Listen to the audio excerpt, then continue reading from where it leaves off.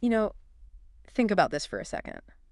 This guy, Edwin C. Barnes, he just walks into this huge company, no real connections, barely any money. Right. Just this incredibly intense idea, this feeling that he had to be in business with Thomas Oh, Edison. it's a famous story. And his story just, it practically shouts that simply wanting something, it's not enough. It's got to be that, that white hot, keep you up at night kind of desire, the kind that seems to, I don't know, bend reality a bit. Uh-huh. And that's exactly where we're diving in today. Absolutely. We're really getting into Napoleon Hill's classic, Think and Grow Rich. It's one of those books that resonates with so many people because it really hits the core of how we shape our own success. Yeah. And it all begins, like you said, right up here in the mind. Right. So for you listening, maybe you're chasing a big goal. Maybe you're just curious why this book has stuck around for so long. Mm-hmm. Our mission here is to unpack the core principles Hill laid out. We want to get past just the surface level and really dig into how you can start applying these ideas, not just for, money, but for building a richer, more purposeful life overall. Yeah, let's do it. Let's unpack what makes Think and Grow Rich tick. Okay, so let's start right there with that driving force behind Barnes' desire.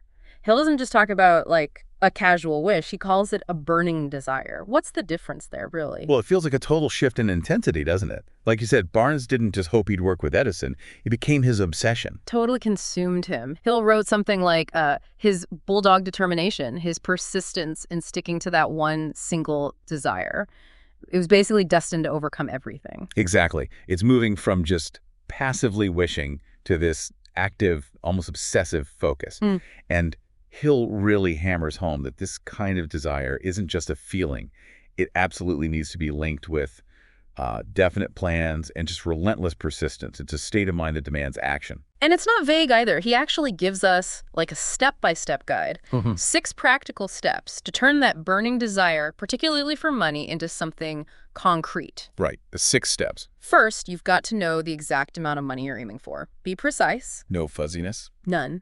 Second, figure out exactly what you intend to give in return for that money. It's a transaction. Okay. Third, set a definite date, a deadline, non-negotiable. Fourth, create a solid plan to get there. And, crucially, start acting on that plan immediately. Right. Action is key. Fifth, write all this down. The amount, the date, what you'll give, the plan, get it on paper. Makes it real. And sixth, this is interesting, read that written statement aloud, twice a day, morning and night. Feel it, see it, believe it. You see how those steps kind of force you to move from just, vaguely wanting something to having really clear intentions.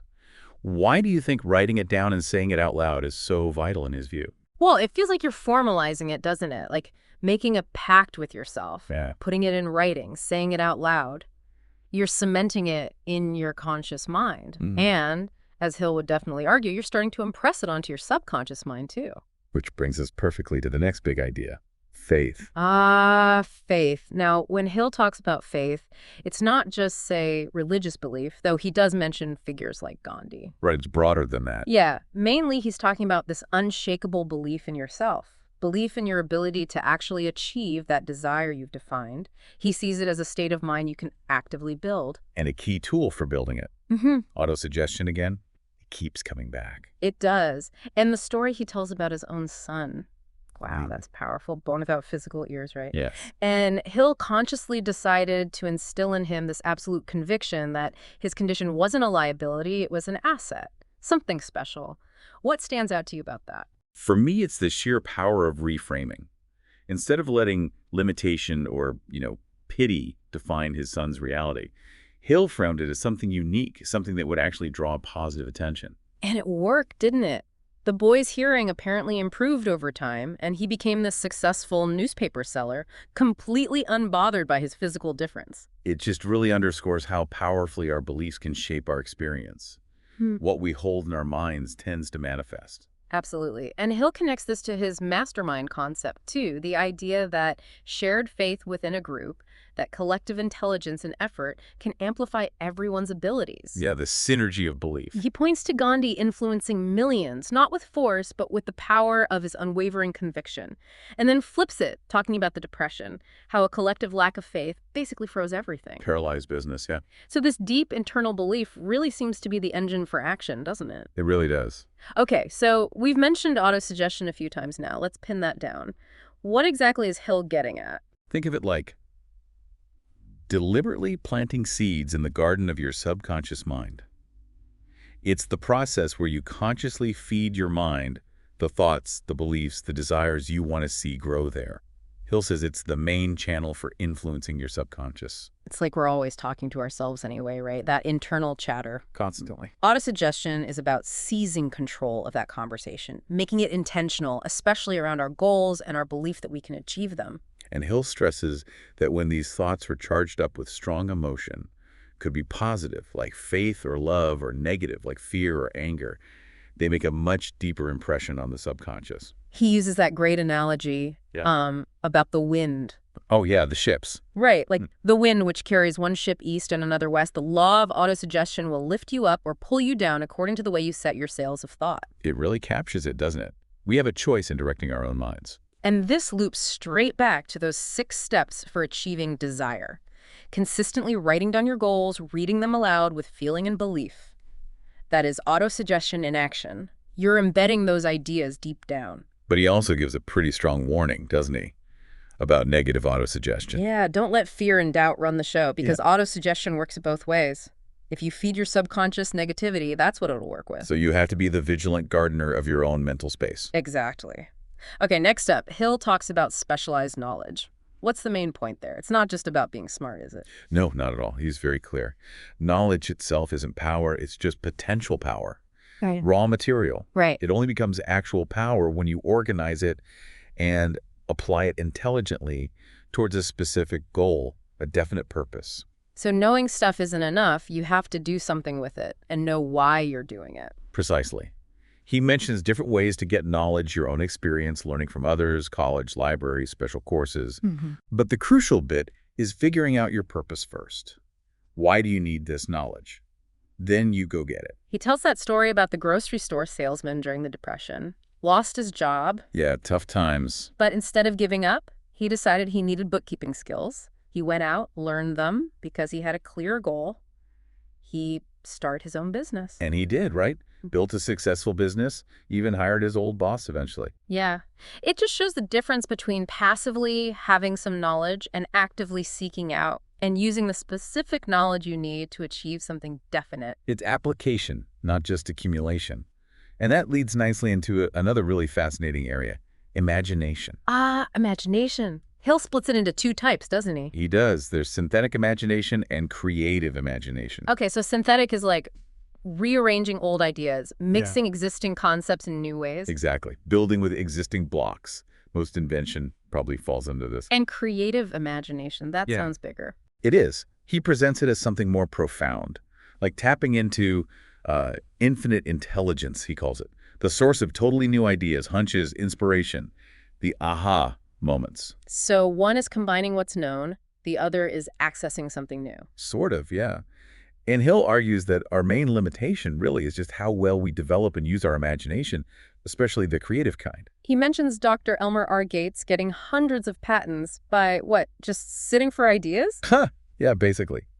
Consciously putting himself in a receptive state, stimulating his mind, and waiting for insights to come through that creative faculty. It suggests imagination isn't just passive daydreaming, it's something you can actively engage. Right. And he suggests it works best when the mind is sort of vibrating at a higher frequency, often sparked by strong emotions. Like that burning desire we talked about. Exactly. See how it all connects. Desire fuels faith. Faith guides autosuggestion. You seek knowledge, apply imagination. But then you need a plan. Right. All that energy needs direction, organized planning. Hill says it's absolutely essential. You can't just hope your way to success. Nope. You need definite, practical plans. And you probably need help creating and executing them. Which brings back the mastermind idea again. Precisely. Collaborating with others, people whose knowledge and effort align with yours, in harmony. That's crucial for solid planning and execution. You get different perspectives, support. And you can't be afraid to fail with your first plan or your second or third. Absolutely not. Ugh. Look at Edison and the light bulb. 10,000 attempts, Hill says. Wow. If a plan fails, don't scrap the goal, scrap the plan. Create a new one. Persistence in planning. He contrasts Henry Ford, who succeeded massively with a sound plan, against others who maybe had more education but lacked that clear roadmap. Yeah, the plan is the bridge between desire and reality. And once you have that plan, you need to commit, which means making a decision. Decisiveness, another big one for Hill. He really stresses the power of making decisions promptly and sticking to them. Indecision, that's the enemy. He says it breeds doubt and fear, which, as we know, kills faith. He tells that story about the minister who just decided he'd get $1 million in a week. And the moment he made that firm decision, He felt this strange feeling of assurance. Things started moving. It's about commitment. or think about Marshall Field after the Chicago fire, total devastation. But he decided, boom, rebuild right away, while others were, waffling. That decisiveness made the difference, closing off the option of quitting. And he points to huge historical moments, too. The Declaration of Independence, that was a massive, potentially fatal decision made by a group, a mastermind, acting with total conviction. Lincoln issuing the Emancipation Proclamation. Another monumental decision under immense pressure. So making a clear, firm decision seems to unlock something, doesn't it? It focuses your energy. It absolutely does. It's like drawing a line in the sand. But of course, making the decision and starting the plan, that's not the end. You're going to hit roadblocks. Guaranteed. Which leads us right into the next crucial principle, persistence. Persistence, the staying power. Hill defines it as just that unwavering willpower to keep going, to stick with your plan, despite everything, setbacks, failures, discouragement, criticism. And he doesn't see it as just like a nice trait to have. He says it's essential. You need it for success. And the good news is it's a state of mind you can cultivate. Right. It's not just something you're born with. He lists things that fuel it. Knowing your purpose, that burning desire again, self-reliance, definite plans, having the right knowledge, cooperation, mastermind, willpower, and making it a habit. The story of R.U. Darby is a classic example here, isn't it? The 3 feet from gold guy. Oh, yeah. He quits digging just short of a massive gold vein because he lost persistence. But the lesson stuck. He learned from it. Later in insurance, he apparently became incredibly successful because he remembered that failure. He wouldn't take no for an answer easily. He learned that temporary defeat isn't permanent failure unless you accept it as such.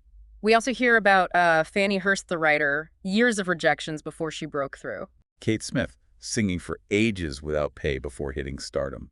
It's rarely an overnight success story. No, it's that grind, that sticking with it when things look bleak. That's persistence. And it's not just bullheadedness. It's fueled by that initial desire and belief. And adapting plans is needed, but never losing sight of the end goal. So these principles, desire, faith, autosuggestion, specialized knowledge, imagination, organized planning, decision, persistence, they're not really separate boxes, are they? Not at all. They're deeply interconnected. They work together, like gears in a machine. Desire starts it, faith fuels it, autosuggestion programs the subconscious, knowledge informs, imagination creates, planning directs, decision commits, and persistence sees it through. And Hill also touches on the subconscious mind more directly, the brain as a kind of transmitter, and the sixth sense. Briefly, what's the gist there? Well, he sees the subconscious as the link to infinite intelligence. It takes your dominant thoughts, especially those charged with emotion and shaped by autosuggestion, and works to bring them into reality. The brain, he theorizes, acts like a broadcasting and receiving station for thought vibrations. Creative imagination is the receiving set. Thoughts mixed with strong emotion, especially, he emphasizes the power of transmuted sexual energy, vibrate faster and transmit more powerfully. Interesting. And the sixth sense? That's like the peak. The faculty of intuition, flashes of insight, connection to wisdom beyond conscious reasoning. He suggests it develops through meditation and deep reflection, and it's what separates genius from the ordinary. He even describes his invisible counselors imagining meetings with great minds to shape his own character. Wow. It's a lot to take in, but it paints a really holistic picture of mind power. It really does. Understanding these principles, and more importantly, applying them, as Napoleon Hill lays out in Think and Grow Rich, it offers a powerful framework.